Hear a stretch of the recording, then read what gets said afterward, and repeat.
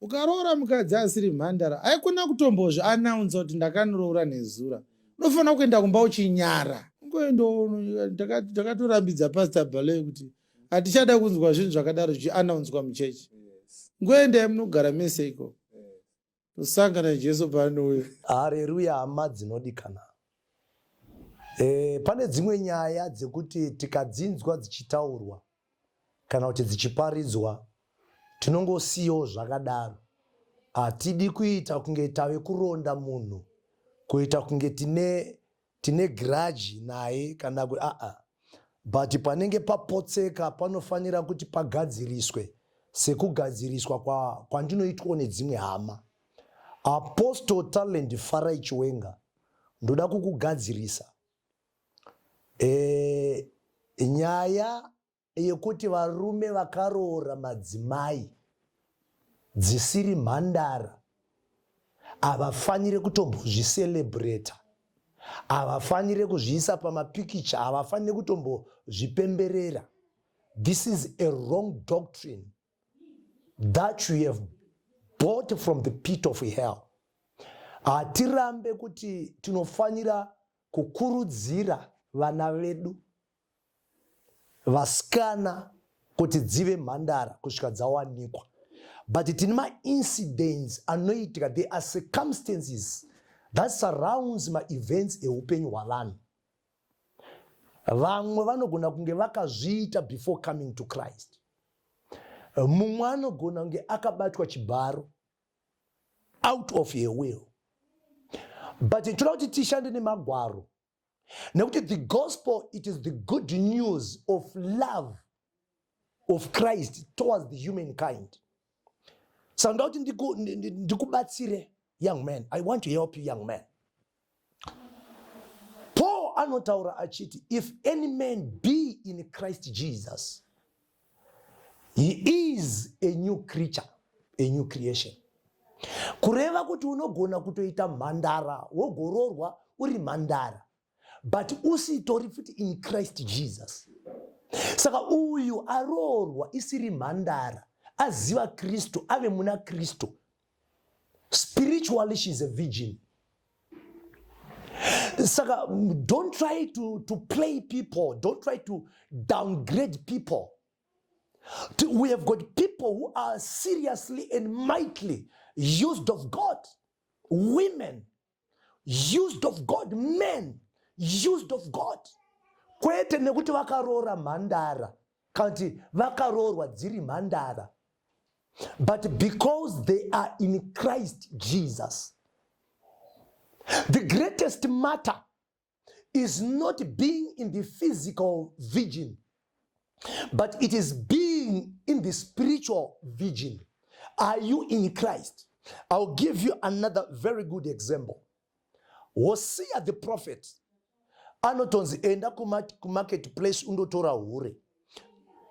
Kwakundoroora hure. Muprofita enda unoroora hure. Harisi virgin. If God was interested about the virginity of the nation of Israel, why would God use this as an example? Kuti Hosea tora mukadzi pa marketplace hure bishu. Hosea uyo kwakuenda pa marketplace kwakundobhadhara kwakutora hure kwakuenda naro kwakundogara. Mwari vaida kuratidza chii? God was trying to demonstrate his love towards Israel. Kuti kunyangwe makahura, mukaenda kumabrothel mukaita zvamakaita, I the Lord still love you.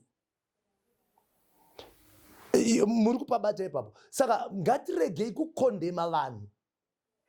Let us not try to play the holier than thou game. Azvishamise kuti kana mine vana vasikana dzichatozotadza kuroorwa dziri mhandara. Vakaroorwa vasiri mhandara hazvireve kuti vakasainirana kuti ini ndoda kuzoroorwa ndisiri mhandara. What's important is for us to give people Jesus. Ndokupai another very good parable that Jesus gave to his disciples and his audience. The parable of the 10 virgins. Paito ane 10, 5. Vakange vakangwara. Sei vari kunzi vakange vakangwara. inyaya yekuti vakange vaine mafuta. Vamwe 5 vari kunzi vanga vakapusa. Sei vari kunzi vanga vakapusa? Yet they were virgins. These 5, they were virgins. But Bible robva rati they were fools. Kureva kuti there is a possibility of being a virgin. But zvisingakupe a guarantee yekuti wakanaka. Unogona kutorora a virgin. But wotambura upenyu hwako hwese. So we need to give people Jesus. 5 virgins dzanga dzakatopusa. Vakagona kumirira Kristu. Vakagona kuzvichengetedza kusvika Kristu auya. But chavakatadza, vakatadza kuchengeta mafuta. Chibani chacho vakange vainacho. Mafuta akange asimba. Pakazouya mwenga, vakange vasina chinhu. Saka all these 2 examples that I've given you, anokuratidzai kuti you are trying to play the mind of people. Ameno vana bwaloi vanenge vakagara vachikuteererai kuti marambidza vanhu kuti vaselebrate. Let people celebrate. Ndikubatsirei. Kana ukaroora mudzimai asiri mhandara, hazvireve kuti unoenda kugehena. If there is a message that is circulating right now that tells you, my brother, my uncle, my sister, my niece, my nephew, that tells you kuti kana wakaroorwa usiri virgin, you are not going to heaven. Wakaroora munhu asiri virgin, you are not going to heaven. This is a doctrine from the pit of hell. Run away from such doctrines.